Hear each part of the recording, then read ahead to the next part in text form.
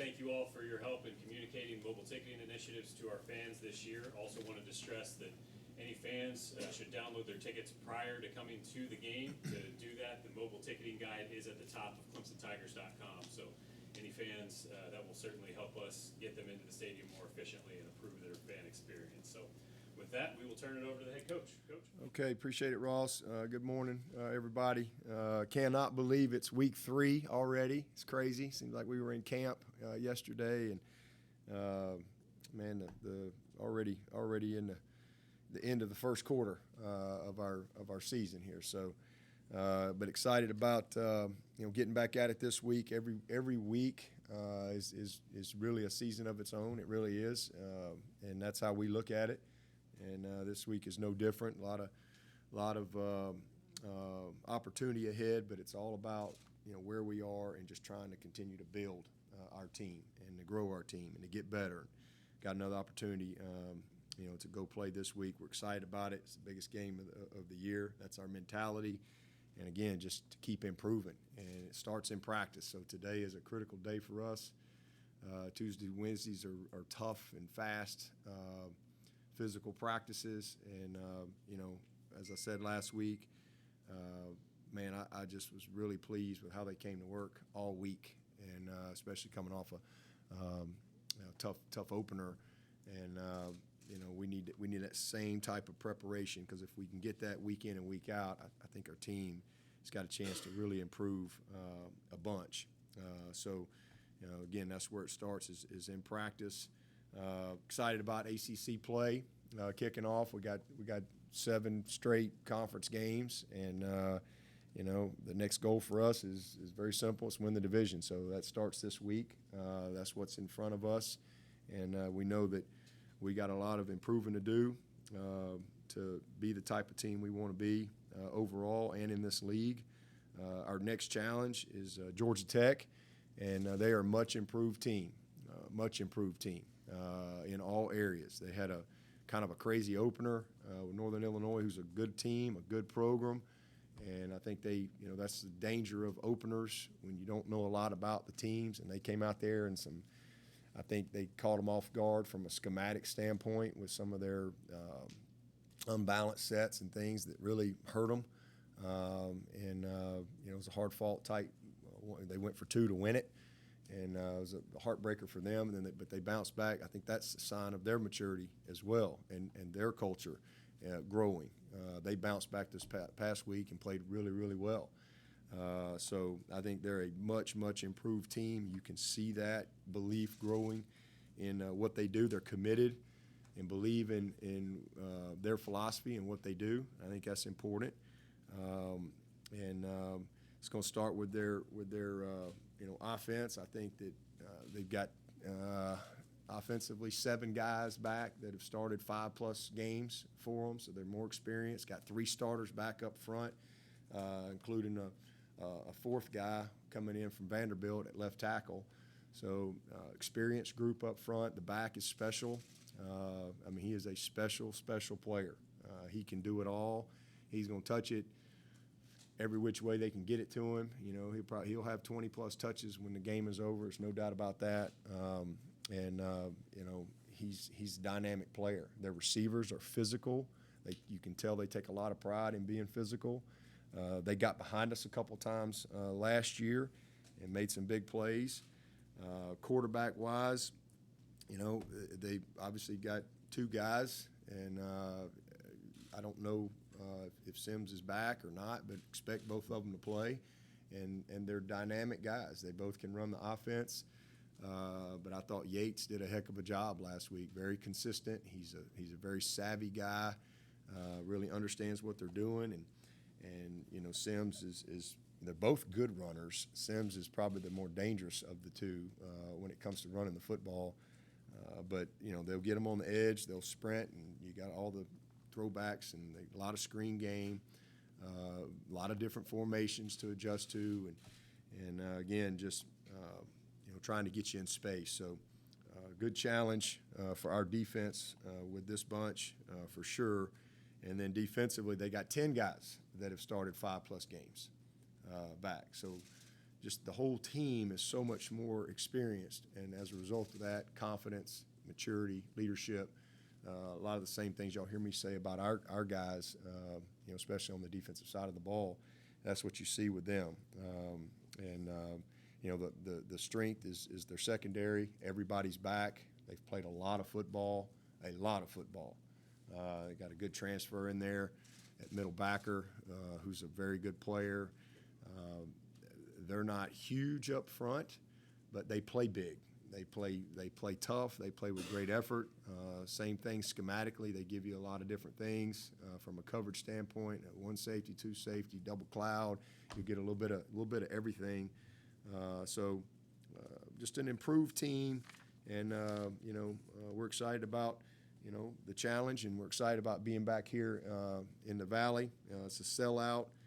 And I know it's going to be a great week. These are special days for me, special days for our team, to have an opportunity to play. Again, you got 12 days that you get, and you spend all year preparing for these days, and then you get, this year we get 6 days here at home, ride by that stadium year round, and to see it come to life is a special day.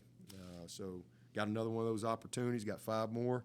Lord willing, and we're excited about having a great crowd and a great environment, 3:30 game, and hopefully continuing to improve our team.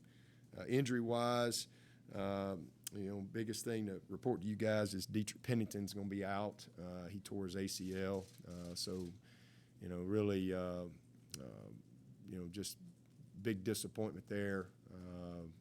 Going to be a great player. And I think a guy that, as the season went on, would have been a difference maker for us for sure. He's a lot like Marcus Tate as far as where he is. He just but he came in late, and but his grasp of things, his physicality, his athleticism. I mean, he's just this is probably the biggest group we've signed as a group in the OL. But really disappointed and hate that for him, but.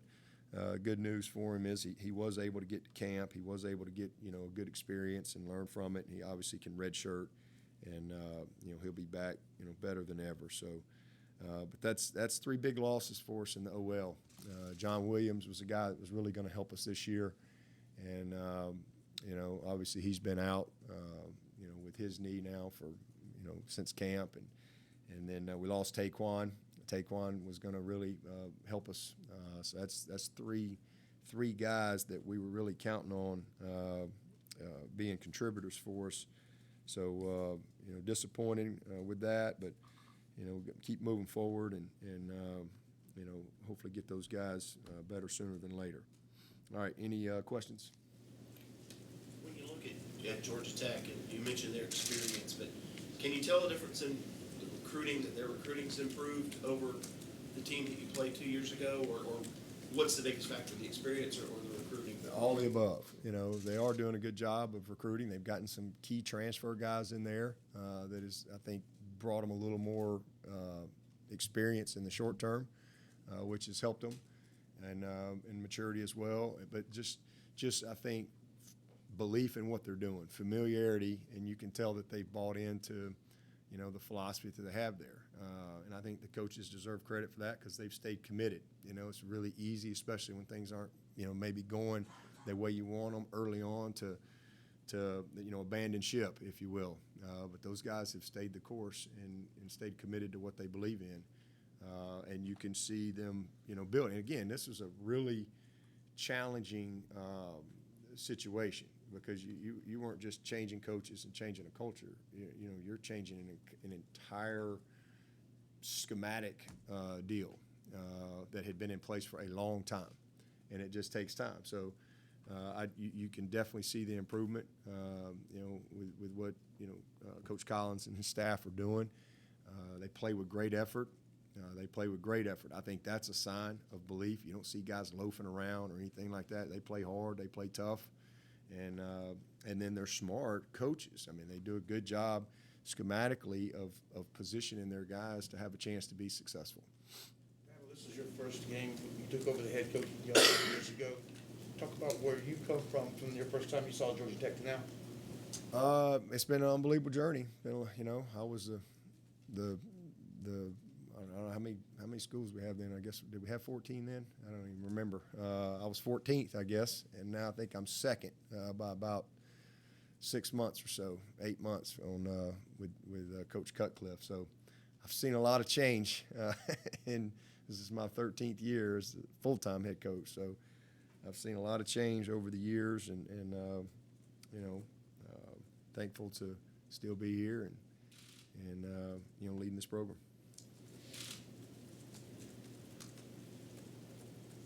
Anything else for Coach Swinney? Is it hard to get a read on who they're going to put at quarterback? Yeah, it is. You know, because we don't know. I mean, obviously we've played against Sims, so we definitely have some video and things like that. But you know, with him getting hurt, you know, we don't really know where he's at. But you know, so it's you have to prepare though. So we don't know if he's going to play or not. Y'all got any intel? Go ahead and let me know. I'll take it. But we don't know if he's going to play. And they're going to do what they do regardless. But there is a little different emphasis and a little different. You know, they both. You know, Yates he's a good football player, man. Like I said, he's a winner, state champion quarterback, savvy kid, man, tough, and again, very consistent. And but you know, Sims is maybe a little bit better of a runner, a little more explosive in that part of the game, and he's a gunslinger too now. I mean, he can rip it. So you just have to, you know, prepare for what they do and adjust as we need to. But yeah, it's a little bit of a difference between the two. But I think at the end of the day, they're gonna get that ball to that running back. They're going to formation you. They're going to tempo you. They're going to be 11 personnel, a little bit of 10 mixed in there. You know, they're going to run their quarterback regardless of who's in there, and they're going to take some shots. And they're going to have all the boots and sprints and, you know, wheels and throwbacks that complement that. You mentioned what you saw of Yates against Kennesaw, but what about the previous week against Northern Illinois, where it seems like he really gave them kind of a spark, even when he had to replace? Yeah, you know, I mean, he came in. He's a good player. I mean, he's a very good player. Again, he's a winner, man. I mean, this kid is a savvy football player. Can throw the football, can run. You know, he runs well. So I mean, I think they went into the season believing in both those guys. I don't think there's any doubt about that. So and you see that. You really see that more and more. You know, with some of these teams with a couple quarterbacks that they really believe in, and maybe bring a little bit of different skill set. Is there any particular difficulty in getting ready for a team that doesn't put out a depth chart? Well, I mean, we got tape. It's real hard on an opener, that's for sure, as you don't really have much, you just don't know. But thankfully, we do have 2 games, so we've got a pretty good idea. And we know who was there last year and who's not. So, you know, that's but again, with 2 games in, you pretty much have an identity of who they are and what their personnel is. Coach, were you able to watch any of the NFL this past weekend? Some of your guys who have gotten their debuts and just seeing your former players out on the field at a different level? I did not get to watch much yesterday, Sunday. I saw just bits and pieces, more highlights. Sundays are long days, and some days I get more opportunity than others, but I didn't get much time this past Sunday to see many games. I get the updates though. You know, Clay usually fills me in on what happened that day. I know Nuke had a great day. T had a touchdown. I think Mike Williams had a big day. So I was kind of hoping that Sammy and Renfro would have a big Monday, and I did get to see, you know, a little bit of that last night as we were finishing up here, and then. I was trying to go to bed, and then I couldn't go to bed because both teams kept screwing it up. And it's like, who's going to win this game? Like, who's going to win the game? And so that was a wild one. But how much fun was that, man? And Sammy had a big game, and Renfro had a big game. Big John Simpson in there, you know, getting a start at guard, and Trayvon. So it's always fun to see those guys play, but. You know, Renfro's Renfro. He kind of does what he does, and Sammy had some monster plays as well. And you know, it's always fun every time I get a chance to see Lamar Jackson play. I mean, he's one of my favorite players all time.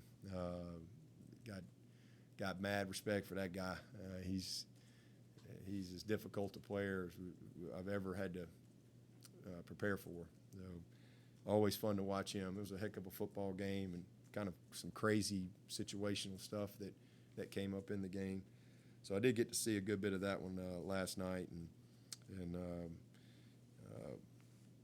that's about it. So proud of all those guys. You know, got a lot of guys doing a lot of good things. I didn't get to see any of Trevor's game. I know he did some good things and some bad things, but he'll get better, and that's about it. So, y'all got any more updates? Let me know. No, but you still expect Nolan to be able to go on Saturday? We do. Yeah, excited about that. Dabo, how do you evaluate the progress you guys made running the ball on Saturday, albeit against an FCS level opponent? How do you balance those two things? How do we do our job? You know, what was our fundamentals? Was our techniques better? Was our communication better? You know, yes in all those areas. You know, we still had a few miscues and that we need to correct. A couple of MAs where, you know, we got the wrong call, weren't on the same page. But the biggest thing that I was looking for, I saw. You know, we had a lot of guys grade a winner, and, you know, just a lot of fundamental improvement, a lot of technical improvement. And, you know, we got back to the second level a lot without getting touched. And I know we're supposed to do that, but, you know, doing it is another thing. And so I thought they got better, and you know, in their execution and their techniques and their fundamentals up front. And I thought the backs did an awesome job. And it's not that the backs didn't do a good job in the first game. We didn't, you know, really hard to evaluate. We didn't give them much opportunity, but you know, I was proud of everybody involved in the run game. Yeah, well, you've been telling us about Will Taylor basically from the first day he stepped on campus this summer. Where do you think you've seen the most growth in him from a guy that had a lot of athleticism to a guy now that looks like he could be ready to start helping out on Saturdays? He's already helping out on Saturdays, but he's just, you know, learning what to do. You know, we've been really trying to teach him the foundation of the offense from a quarterback perspective, you know, because, again, he can bring some things there,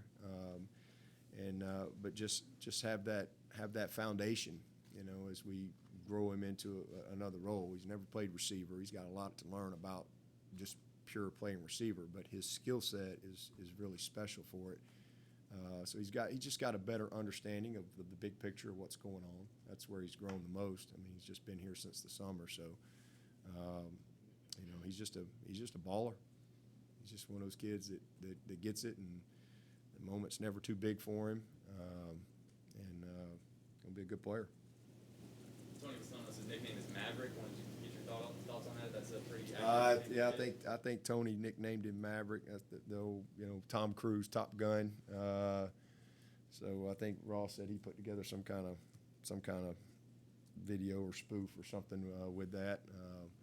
Probably get a copyright infringement email or something. But yeah, he's just a cool dude. You know, he's just confident. He's unique, and that's what Tony came up with. So pretty good little nickname for him. Has he made a case for expanding his role on offense? Yeah, we'll continue to you know, get him touches in different ways as we go through the season. I mean, I threw him in there in the Georgia game. You know, kid's never even played football at this level, and so obviously it says a lot. I wish he'd have pulled it though. If he'd have pulled it, it'd have been a big play. His technique wasn't good. He didn't. We had no ride. You know, we had no click, and so you know, it was just. But first snap, he pulls that ball, he's running, and so he just brings a little different. You got to prepare for it, and there's some things that we can use him with, and you know, definitely as we go through the season, we'll continue to involve him. You know, not overwhelm him, but involve him and capture you know, his abilities. But eventually, you know, he's going to be one of those guys that we really can school him up. I think he's going to be a very dynamic player in a lot of different ways, and obviously continue to help us in the return game. I would imagine you're not ready to give a nickname to Pace or Shipley yet, but how valuable is it to have two guys that kind of have those different styles that you can run in and out, and then even Linjay offers something a little different too? Yeah, I think we got it at running back. Well, we got it DN. I think we got a bunch of guys that are good enough to start for us, and who runs out there first, be different from week to week. But I think those guys are. We got 3 guys that can start for us.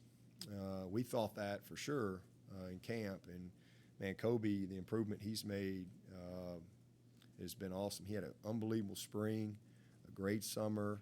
He's explosive. He's physical. He's an incredibly disciplined, committed, person and player. And the same thing with Shipley. Shipley is a Swiss Army knife. He is powerful as they come. He runs. He's relentless for every single yard. He breaks tackles. He runs through the trash. And, all those guys can catch the ball. Obviously, Linjay has got great experience. He's had big plays. They all 3, have the ability to help us. And that's why everybody asks. I don't really ever see a situation where those guys aren't going to play. Just like I don't see any situation. We got 5 DNs. I don't see any situation where those guys don't play. Is Justin Foster a 5th-team guy? I don't think so. We just got good players, and those guys all have the opportunity to play, and the focus is for them to play well when they play. So I think we're really fortunate at running back because we got, and I think y'all going to see that as we go through the season. I mean, these are really good players, and as I said the other day with Dukes is really talented. His thing is just consistently being able to trust him. With really executing, within the system and taking care of the ball and all those things. But he's still a young player too, and then Rencher brings everything to the table every single time. You know exactly what you're getting with him. You can trust him. You depend on him, and that's why we held Maffa. Where do you see Maffa? Where do you see him? He's as good as anybody we have, truly. But it's, we're just trying to hopefully be able to create a little separation there, but we'll see how it goes throughout the season. That's just where we are today. But I'm excited about our backs and what we have there. With somebody like Maffa, do you guys have like a grid? Okay, this is a week we want to play in, this is a week, or do you take it sort of week by week? Week by week. Yeah, it's kind of hard to have a grid and say, okay, this week, injuries determine those things. Any issues with players, injuries, guys playing to the standard that we talk about, all those things could dictate change. The production that we're getting, the types of games, how do the games go? I mean, we don't know. I just know in that moment Saturday, it wasn't a game that we wanted to play him in. And again, that's a week to week type of thing. But we keep him up. We're keeping him up. He's not with the scout. I mean, he's ready to play every week, and so if we need him, he'll be ready to roll. And at some point, he definitely will play. Because I'd like to hold him if I can, but I don't know that we'll be able to do that. But for sure, we get 4 games. So it may be a barn burner, 27 to 24 game, and he's played in that game. I don't know. It'd be truly a week-to-week deal. After the Georgia game, you said Rook showed that he really belonged. Obviously, he had to work through a lot of injuries and things like that. I mean, how much patience and perseverance did you see from him in terms of just building up to the point he's at now, considering everything he went through? Yeah, a lot. And, when we signed him, we knew he was I hate to use the word project, but that's what he was. He played 2 years of football. He was a soccer player, a basketball kid, and with 2 years of football under his belt, and a guy that was just kind of blossoming. Like, whoa, this guy's got. He just had this great skill set, but he had so much to learn. So, he redshirts, just nowhere near ready, and doesn't know how to play. And then last year as a redshirt freshman, he gets hurt, and so But he just kept grinding, kept working, and you can just see it as he was really – the best part is while he was not playing, he was learning and still developing. He wasn't wasting time. He wasn't just on the shelf collecting dust. He was mentally preparing himself. He was learning through other people's experience. He was paying attention. And, I saw it this spring. I was like, this guy's got a chance to be a really good player.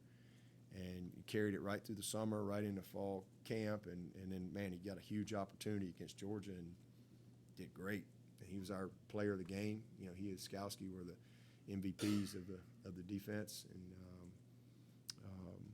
Shipley and Putnam were our MVPs on offense this past week. And Will Taylor was the special teams MVP. So it just goes to show you, he's played 2 games and played really well against Georgia and was the player of the game this past week. So he's got a bright future. He's a redshirt sophomore. He's still learning, but love everything about what he brings to the table. What specifically did Putnam show to earn that distinction? He just played. He played great. I mean, he played, the way he's normally plays. I mean, Putnam had a tremendous camp. He got better and better last year, but he had a great camp. Very, very consistent, very detailed. He's technically usually very good, and he's just he's a grinder, man. I mean, he's a to the whistle, through the whistle type guy, and I love that about him. Just has a great mentality. But he didn't play well in the Georgia game. He was disappointed for whatever reason. Just didn't play with good technique, and but man, he bounced back, and it was good to see him. And he played outstanding, graded great, and just very, very consistent and clean football game from him. Dabo, I think there were a few fumbles, or you got most of them back, but just balling it up on the ground Saturday. Is that a concern, an issue, or something you guys have talked about? Oh, no, it's definitely a concern. I mean, ball security is number one way to get beat, for sure. And we had a lot of balls on the ground, but we were very fortunate to only lose one. So yeah, we teach from it, teach the fundamentals. The one with Mikey, the classic BIJ, ball in jeopardy. Trying to swim a guy, balls out here away from your body. That's ball in jeopardy. And so just fundamentals, just fundamental stuff. But we got to do a better job for sure in that area. Played 2 games, and we won the margin in the first game and got beat. They had one more big play than us. And in this game, we lost the margin and won, but the margin for error was was bigger for us, so we were able to overcome that. So it's not something we want to make a habit of. We want to win that turnover margin every single week, for sure. So that's an area we got to definitely improve. Dabo, Tony said yesterday that he's changed a couple of things with Galloway's strike technique as a blocker and kind of wants to see him hand placement, that kind of stuff. Just what's your assessment been of the progress Braden has made as a blocker? Yeah, he's getting better. The biggest thing I love about Braden is he's very willing. He's a very willing guy. He's a tough kid. And, he didn't show up here. That wasn't a natural thing for him, coming in here. He was a basketball player and more of a wideout. I'm proud of him. It's very important to him. He's very coachable. He cares. He really wants to do it. He knows that's what he has to put on tape to really reach his potential. Because he's definitely a guy that can play at the next level, but he's got to continue to develop there, and he has, and will continue to do more. So he's still growing into all that stuff, but really, really proud of just, again, his attitude, his effort, his willingness, and his coachability.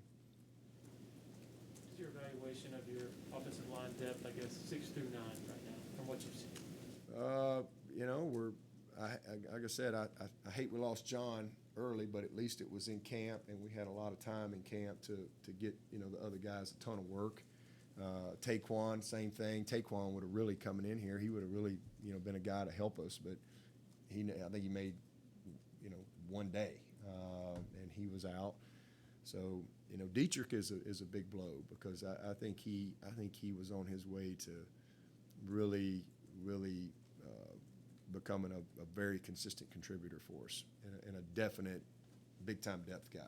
So that's a loss. We're gonna get Trotter back, so we are getting him, even though he's gonna have he'll be clubbed up for a little while, on his right hand there. But he's a very Trotter's a very functional player, and that's how he got here.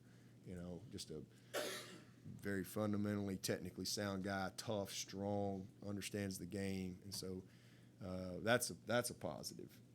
But I think Dietrich was one of those guys that we had a lot of high hopes for. But as far as our backup guys, I thought Mitchell Mays played really, really well this past week in his first significant time. He did a really nice job. He's had a really good camp. The arrow's up by his name. T.O. has made a lot of progress. T.O. can really do it. He's just still, developing consistency in his game, but I feel good about him. We really like Trent Howard. He's still developing physically. He's, got 4 years left, and a guy that I think is going to be a very good player, understands the game. He went in and did a nice job snapping the ball for us and just communicating and directing the traffic. So he's a savvy, high football IQ guy. And then Rayburn. Rayburn he's a little bit of a putty guy right now, playing center, playing guard, playing tackle. He's a big athlete, and so he brings some really good things to the group. So just good to get those guys. We got Rayburn in there early. We got T.O. in there early. We got Mitchell in there pretty early, and I think that was good for them, to get some really good, meaningful work, and got in there with the ones. But we're still developing there. But we're a lot better than we were this time last year. I can tell you that. And we're, from a depth standpoint, we are a lot better. We're getting worse though. We're losing Dietrich, that's for sure. But between Trotter and T.O. and Mays and Howard and Rayburn, I think we got a good little group coming on right there. Johnson definitely out for the year. Take one? Yes. Yeah. I'd be surprised. Maybe postseason. Be maybe best case scenario. Dabo, are there any option principles left in the offense Georgia Tech runs now, or is it just completely different? Oh no. There's a lot of option principles for our defense against these guys. Very similar to last week, to be honest with you. They had a lot of option principles to what they do, and same thing with Georgia Tech. I mean, they'll definitely challenge you. They're not from a traditional option stance, but from how they want to get the ball on the perimeter, get outside of you, formation you, zone read, the RPO stuff. I mean, it's a lot of similar stuff. Backside, your D-tackle, when they run that stretch, your backside tackles, not getting cut down and dividing the defense in half. I mean, there's a lot of things that carry over, but not like the triple option. But a lot of these spread teams, there's option principles built into it. Even us, with how you have to defend us or defend the opponent. We have anything from anybody on Zoom? Hey Dabo, this is Anna with Clemson 24/7. I think those three guys you mentioned have right guard experience. Who would be the main candidates right now to back up Putnam? Well, Trotter's back, so he would be the one of the main guys. Rayburn, so it's the same guys. T.O., Rayburn, Trotter can all play guard. Either one, those guys are all cross trained. We don't really have anybody that just has a home. So Putnam's pretty much just played right guard in our first group, but those guys can all move. So, but that'd be the guys. It'd be Rayburn, T.O., Trotter, Trent Howard, those four guys would. Tucker, I forgot about Tucker. Tucker's making a little bit of improvement as well. So that whole group still young, but coming along. A bunch of redshirt freshmen. Anything else for Coach? All right, thank you, Coach. All right. Anna saved Zoom. I was going to say you should just cut the Zoom off. She saved it. All right, see y'all.